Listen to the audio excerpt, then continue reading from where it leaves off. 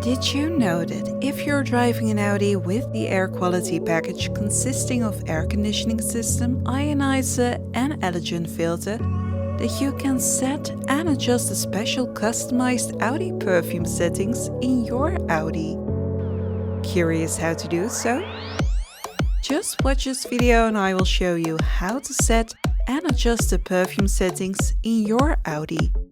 But first, help us grow this channel by clicking on the subscribe button. Go to the Audi MMI menu and click on Car. Go to AC. Click on the settings symbol in the top right corner. Click on Perfume. You can now select the winter or summer perfume and change the intensity of the perfume.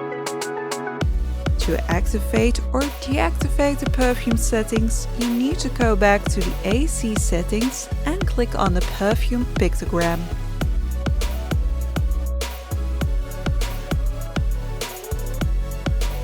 Thank you for watching this video. Don't forget to click on the subscribe button to see more VAG Car Tutorials.